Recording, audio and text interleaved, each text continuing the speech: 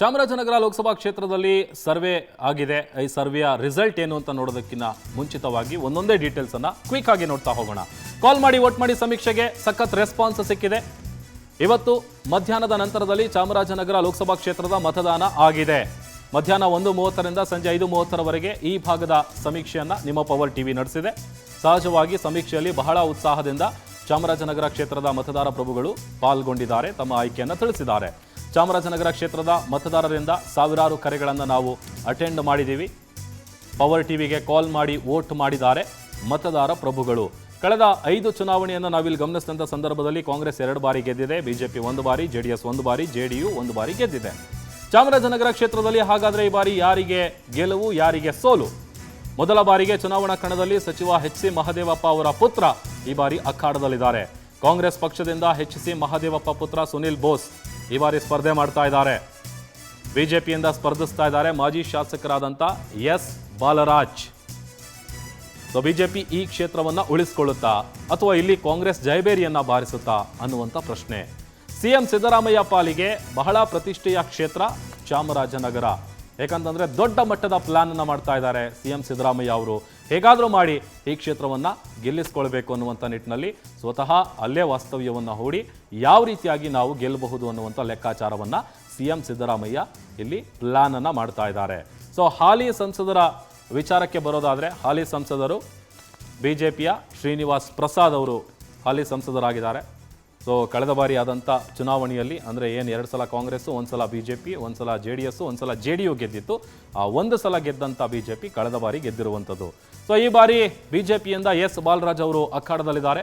2024ರಲ್ಲಿ ಆಗುವಂಥ ಲೋಕಸಭಾ ಚುನಾವಣೆಗೆ ಬಿಜೆಪಿಯ ಅಭ್ಯರ್ಥಿ ಎಸ್ ಬಾಲರಾಜ್. ಸೊ ಇವರು ಕಣದಲ್ಲಿದ್ದಾರೆ. ಇನ್ನು ಕಾಂಗ್ರೆಸ್ನ ವಿಚಾರಕ್ಕೆ ಬರೋದಾದರೆ, ಕಾಂಗ್ರೆಸ್ನಿಂದ ಎಚ್.ಸಿ. ಮಹದೇವಪ್ಪ ಅವರ ಪುತ್ರ ಸಿಎಂ ಸಿದ್ದರಾಮಯ್ಯ ಅವರ ಆಪ್ತ ಅವರ ಮಗನಾದಂಥ ಸುನಿಲ್ ಬೋಸ್ ಅವರು ಈ ಬಾರಿ ಕಣದಲ್ಲಿದ್ದಾರೆ. ಸೊ ಎಚ್.ಸಿ. ಮಹದೇವಪ್ಪ ಅವರ ಪುತ್ರ ಅವರಿಗೆ ಈ ಬಾರಿ ಮಣೆ ಹಾಕಿದೆ ಹೈಕಮಾಂಡ್.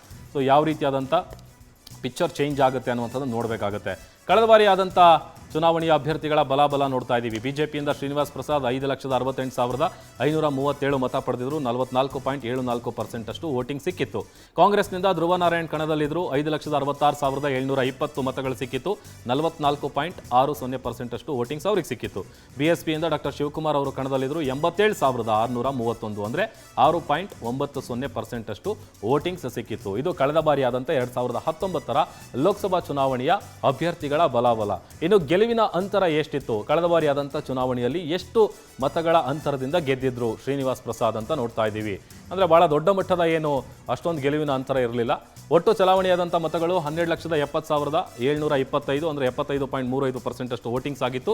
ಅದರಲ್ಲಿ ಗೆಲುವಿನ ಅಂತರ ಕೇವಲ 1,817 ಮತಗಳ ಅಂತರದಿಂದ ಕಳೆದ ಬಾರಿ ನಡೆದಂಥ ಚುನಾವಣೆಯಲ್ಲಿ ಶ್ರೀನಿವಾಸ್ ಪ್ರಸಾದ್ ಅವರು ಗೆದ್ದು ಸಂಸದರಾಗಿದ್ದರು. ಬಟ್ ಈ ಬಾರಿ ಯಾವ ರೀತಿಯಾದಂಥ ಪಿಕ್ಚರ್ ಇರಬಹುದು? ಇನ್ನು ವೋಟರ್ಸ್ ಡೀಟೇಲ್ಸ್ ಅನ್ನು ನೋಡೋದಾದ್ರೆ, ಒಟ್ಟು ಮತದಾರರು 17,68,555 ಮಂದಿ ಇದ್ದಾರೆ. ಅದರಲ್ಲಿ ಮೇಲ್ ವೋಟರ್ಸ್ 8,74,183, ಮಹಿಳೆಯರು 8,94,268 ಮತದಾರರಿದ್ದಾರೆ. ಸೊ ಇದು ಈ ಚಾಮರಾಜನಗರ ಲೋಕಸಭಾ ಕ್ಷೇತ್ರದಲ್ಲಿ ಬರುವಂಥ ಒಟ್ಟು ಮತದಾರರ ಡೀಟೇಲ್ಸ್. ಜಾತಿವಾರು ಲೆಕ್ಕಾಚಾರದಲ್ಲಿ ನಾವು ಯಾವ್ಯಾವ ಸಮುದಾಯಕ್ಕೆ ಸೇರಿದಂಥವ್ರು ಎಷ್ಟು ಪ್ರಮಾಣದಲ್ಲಿದ್ದಾರೆ ಅಂತ ನೋಡೋದಾದ್ರೆ, ಎಸ್.ಸಿ. ಸಮುದಾಯಕ್ಕೆ ಸೇರಿದಂಥವರು 4,60,000 ಮಂದಿ ವೋಟರ್ಸ್ ಇದ್ದಾರೆ. ನಾಯಕ ಸಮುದಾಯಕ್ಕೆ ಸೇರಿದಂಥವರು 3,05,000 ಮಂದಿ ವೋಟರ್ಸ್ ಇದ್ದಾರೆ. ಲಿಂಗಾಯತರು 3,90,000 ವೋಟರ್ಸ್ ಇದ್ರೆ, ಉಪ್ಪಾರ ಸಮುದಾಯಕ್ಕೆ ಸೇರಿದಂಥವರು 1,80,000 ವೋಟರ್ಸ್ ಇದ್ದಾರೆ. ಸೊ ಇದು ಚಾಮರಾಜನಗರ ಕ್ಷೇತ್ರದಲ್ಲಿ ಬರುವಂಥ ಮತದಾರರ ವಿವರ. ಕುರುಬ 1,30,000, ಒಕ್ಕಲಿಗ ಸಮುದಾಯಕ್ಕೆ ಸೇರಿದಂಥವರು 1,80,000 ಮಂದಿ ವೋಟರ್ಸ್ ಇದ್ದಾರೆ. ಮುಸ್ಲಿಂಗೆ ಸಮುದಾಯಕ್ಕೆ ಸೇರಿದಂಥ ಮತದಾರರು 80,000. ಇತರೆ ಸಬ್ ಕ್ಯಾಸ್ಟ್ ಎಲ್ಲ ಸೇರಿ 1,30,000 ಇತರೆ ಮತದಾರರು ಈ ಭಾಗದಲ್ಲಿದ್ದಾರೆ. ಸೊ ಇನ್ನು ಕ್ವಿಕ್ ಆಗಿ ಪ್ಲಸ್ ಅಂಡ್ ಮೈನಸ್ ಅನ್ನು ನೋಡೋದಾದ್ರೆ, ಮೊದಲಿಗೆ ಬಿಜೆಪಿ ಮುಂದೆ ಇರುವಂಥ ಪ್ಲಸ್. ಪ್ರಧಾನಿ ನರೇಂದ್ರ ಮೋದಿ ಅಲೆ ಹಿಂದುತ್ವದ ಕೇಂದ್ರದ ಯೋಜನೆಗಳು ಇದೆಲ್ಲವೂ ಕೂಡ ಪ್ಲಸ್ ಆಗುತ್ತೆ ಬಿಜೆಪಿಗೆ. ಬಿಜೆಪಿ ಜೊತೆಯಲ್ಲಿ ಜೆಡಿಎಸ್ ಮೈತ್ರಿ ಮಾಡ್ಕೊಂಡಿರೋದು ಕೂಡ ಈ ಬಾರಿ ಒಂದು ರೀತಿಯಾಗಿ ಚುನಾವಣೆಗೆ ಹೆಲ್ಪ್ ಆಗುತ್ತೆ. ಎಸ್ ಬಾಲರಾಜ್ ಪಕ್ಷ ಸಂಘಟನೆ ಹಾಗೂ ಚುರುಕಾದ ಪ್ರಚಾರವನ್ನು ನಡೆಸ್ತಾ ಇರುವಂಥದ್ದು ಕೂಡ ಬಿಜೆಪಿಗೆ ಇಲ್ಲಿ ಪ್ಲಸ್ ಆಗುತ್ತೆ. ಇನ್ನು ಮೈನಸ್ ವಿಚಾರಕ್ಕೆ ಬರೋದಾದರೆ, ಕಳೆದ 5 ವರ್ಷಗಳಲ್ಲಿ ಯಾವುದೇ ಮಹತ್ವದ ಕೊಡುಗೆ ಇಲ್ಲ. ಸೊ ಇದು ಹೊಡೆತ ಕೊಡಬಹುದು. ಸಂಸದ ಶ್ರೀನಿವಾಸ್ ಪ್ರಸಾದ್ ಅಸಮಾಧಾನ, ಕಾಂಗ್ರೆಸ್ಗೆ ಬೆಂಬಲ ನೀಡ್ತಾರಾ ಅನ್ನುವಂಥ ಪ್ರಶ್ನೆ ಏನಿದೆ, ಇದು ಕೂಡ ಇಲ್ಲಿ ಒಂದು ರೀತಿಯಾಗಿ ಬಿಜೆಪಿಗೆ ಮೈನಸ್. ಬಿಜೆಪಿ ಮೈತ್ರಿಗೆ ಜೆಡಿಎಸ್ ಕಾರ್ಯಕರ್ತರಲ್ಲಿರುವಂಥ ಅಸಮಾಧಾನ ಕೂಡ ಇಲ್ಲಿ ಮೈನಸ್ ಆಗಬಹುದು. 8 ಅಸೆಂಬ್ಲಿ ಕ್ಷೇತ್ರಗಳ ಪೈಕಿ 1ರಲ್ಲಿ ಮಾತ್ರ JDS ಶಾಸಕರಿದ್ದಾರೆ, ಬಿಜೆಪಿ 0. ಸೊ ಇದು ಮೈನಸ್ ಪಾಯಿಂಟು ಬಿಜೆಪಿಗೆ. ಇನ್ನು ಕಾಂಗ್ರೆಸ್ನ ಪ್ಲಸ್ ವಿಚಾರಗಳು ಏನು ಅಂತ ನಾವು ಒಮ್ಮೆ ನೋಡೋದಾದ್ರೆ, ಲೋಕಕ್ಷೇತ್ರ ವ್ಯಾಪ್ತಿಯಲ್ಲಿ ಸಿಎಂ ಸಚಿವರು ಸೇರಿ ಪ್ರಬಲವಾದಂಥ ನಾಯಕರಿರುವಂಥದ್ದು ಕೂಡ ಇಲ್ಲಿ ಪ್ಲಸ್ ಆಗುತ್ತೆ. ಸಿಎಂ ವರುಣ ಸೇರಿ 7 ಕ್ಷೇತ್ರಗಳಲ್ಲಿ ಕಾಂಗ್ರೆಸ್ ಶಾಸಕರು ಗೆದ್ದಿದ್ದಾರೆ. ಸೊ ಸಹಜವಾಗಿ ಅದು ಒಂದು ರೀತಿಯಾಗಿ ಪ್ಲಸ್ ಪಾಯಿಂಟ್. ಸುನಿಲ್ ಬೋಸ್ಗೆ ಟಿಕೆಟ್ ಕೊಟ್ಟಿರುವಂಥದ್ದು ಕ್ಷೇತ್ರದಲ್ಲಿ ಪ್ರಭಾವಿಯಾಗಿ ಗುರುತಿಸಿಕೊಂಡಿದ್ದು ಕೂಡ ಇಲ್ಲಿ ಕಾಂಗ್ರೆಸ್ಗೆ ಪ್ಲಸ್ ಆಗುತ್ತೆ. ಕಾಂಗ್ರೆಸ್ ಪಕ್ಷಕ್ಕೆ ತಳಮಟ್ಟದಿಂದ ಉತ್ತಮ ಕಾರ್ಯಕರ್ತರ ಪಡೆ ಈ ಭಾಗದಲ್ಲಿದೆ. ಗ್ಯಾರಂಟಿ ಯೋಜನೆಗಳ ಜಾರಿಯಿಂದಾಗಿ ಜನರಲ್ಲಿ ಪಕ್ಷದ ಮೇಲೆ ಒಂದು ರೀತಿಯಾದಂಥ ಭರವಸೆ ಇದೆ. ಇದೆಲ್ಲವೂ ಕೂಡ ಇಲ್ಲಿ ಪ್ಲಸ್ ಪಾಯಿಂಟ್ಗಳು ಕಾಂಗ್ರೆಸ್ಗೆ. ಇನ್ನು ಮೈನಸ್ ವಿಚಾರಕ್ಕೆ ಬರೋದಾದ್ರೆ, ಗ್ಯಾರಂಟಿ ಜಾರಿಯಲ್ಲಿ ಅಭಿವೃದ್ಧಿ ಕಾರ್ಯಗಳು ಸ್ಥಗಿತ ಆಗಿರುವಂಥದ್ದು ಕಾಂಗ್ರೆಸ್ಗೆ ಇಲ್ಲಿ ಮೈನಸ್ ಪಾಯಿಂಟ್ ಆಗಿದೆ. ಕಾಂಗ್ರೆಸ್ ಪಕ್ಷದಲ್ಲಿ ಹೆಚ್ಚಾಗಿದೆ ಗುಂಪುಗಾರಿಕೆ ಮತ್ತು ಗೊಂದಲ, ಅದು ಕೂಡ ಒಂದು ರೀತಿಯಾಗಿ ಮೈನಸ್ ಪಾಯಿಂಟ್ ಕಾಂಗ್ರೆಸ್ ಪಕ್ಷಕ್ಕೆ. ಲೋಕಸಮರದಲ್ಲಿ ಮೋದಿ ವರ್ಚಸ್ಸು ಪ್ರಭಾವ ಹಿಮ್ಮೆಟ್ಟಿಸುವಂತ ಸವಾಲು ಈ ಬಾರಿ ಕಾಂಗ್ರೆಸ್ ಮುಂದೆ ಇದೆ. ಸುನಿಲ್ ಬೋಸ್ ಬಗ್ಗೆ ಇರುವಂತ ವಿಚಾರ, ಆ ಭಾಗದ ಜನರ ಅಭಿಪ್ರಾಯ ಏನಿದೆ ಅದು ಕೂಡ ಇಲ್ಲಿ ಮೈನಸ್ ಆಗುತ್ತೆ. ಚಾಮರಾಜನಗರ ಲೋಕಸಭಾ ಕ್ಷೇತ್ರದಿಂದ ಭರ್ಜರಿ ರೆಸ್ಪಾನ್ಸ್ ಸಿಕ್ಕಿದೆ. ಕಾಲ್ ಮಾಡಿ ವೋಟ್ ಮಾಡಿ ಸಮೀಕ್ಷೆಗೆ ಉತ್ತಮವಾದಂಥ ಪ್ರತಿಕ್ರಿಯೆ ಸಿಕ್ಕಿದೆ.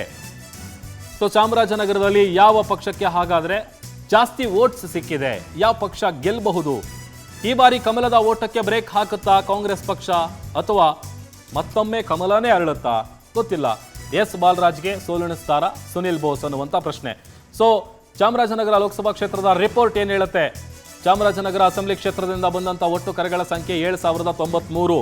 ಅದರಲ್ಲಿ 6740 ಪುರುಷ ಮತದಾರರು, 343 ಮಹಿಳಾ ಮತದಾರರು ಕರೆ ಮಾಡಿ ತಮ್ಮ ಆಯ್ಕೆಯನ್ನು ತಿಳಿಸಿದ್ದಾರೆ. ಬಿಜೆಪಿ ಅಭ್ಯರ್ಥಿಗೆ ಬಂದಂಥ ಮತಗಳು 3516, ಕಾಂಗ್ರೆಸ್ ಅಭ್ಯರ್ಥಿಗೆ ಸಿಕ್ಕಿರುವಂಥದ್ದು 3553. ಚಾಮರಾಜನಗರ ಕ್ಷೇತ್ರದಿಂದ ಇತರರಿಗೆ ಬಂದಂಥ ಮತಗಳು 14. ಇನ್ನು ಶೇಕಡವಾರು ಲೆಕ್ಕಾಚಾರದಲ್ಲಿ ನೋಡೋದಾದರೆ ಬಿಜೆಪಿಗೆ ಬಂದಿರುವಂಥದ್ದು 50% ವೋಟಿಂಗ್ಸ್ ಸಿಕ್ಕಿದ್ರೆ ಕಾಂಗ್ರೆಸ್ಗೂ ಕೂಡ 50% ಅಷ್ಟು ವೋಟಿಂಗ್ಸ್ ಸಿಕ್ಕಿದೆ. ಸಮಬಲವಾದಂಥ ಪೈಪೋಟಿ ಇದೆ.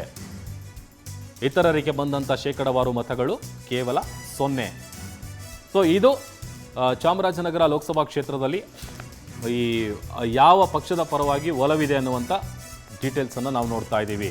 ಪ್ರಬಲವಾದಂಥ ಪೈಪೋಟಿ ಇದೆ, ಟಫ್ ಫೈಟ್ ಇದೆ. ಬಿಜೆಪಿ ಕಾಂಗ್ರೆಸ್ ಫೈಟ್ನಲ್ಲಿ ಸುನಿಲ್ ಬೋಸ್ಗೆ ಅಲ್ಪ ಮುನ್ನಡೆ ಇದೆ, ಸ್ವಲ್ಪ. ಕೊನೆ ಕ್ಷಣದಲ್ಲಿ ಲೀಡನ್ನು ಹೆಚ್ಚಿಸಿಕೊಳ್ತಾರಾ ಕಾಂಗ್ರೆಸ್ನ ಸುನಿಲ್ ಬೋಸ್ ಅನ್ನುವಂಥ ಪ್ರಶ್ನೆ. ಸ್ವತಃ ಸಿಎಂ ಸಿದ್ದರಾಮಯ್ಯ ನೇತೃತ್ವ ವಹಿಸಿರೋದ್ರಿಂದ ಕಾಂಗ್ರೆಸ್ಗೆ ಇಲ್ಲಿ ಲಾಭ ಆಗುವಂತ ಸಾಧ್ಯತೆ ಹೆಚ್ಚಿದೆ. ಇದು ಪವರ್ ಟಿವಿ ಮೂಲಕ ಚಾಮರಾಜನಗರ ಜನ ಕೊಟ್ಟಿರುವಂತ ಸ್ಪಷ್ಟವಾದಂತ ಸಂದೇಶ. 50-50% ಫೈಟ್ ಇದ್ರೂ ಕೂಡ ಇಲ್ಲಿ ಏನು ಬೇಕಾದರೂ ಗೇಮ್ ಚೇಂಜಿಂಗ್ ಆಗಬಹುದು. ಇನ್ನು ಬಾರ್ ಗ್ರಾಫಿಕ್ಸ್ನಲ್ಲಿ ನಾವು ಗಮನಿಸೋದಾದ್ರೆ ಬಿಜೆಪಿ ಮತ್ತು JDSಗೆ ಸಿಕ್ಕಿರುವಂಥದ್ದು 50% ವೋಟ್ಸ್, ಇನ್ನು ಕಾಂಗ್ರೆಸ್ಗೆ ಸಿಕ್ಕಿರುವಂಥದ್ದು ಕೂಡ 50% ವೋಟ್ಸ್.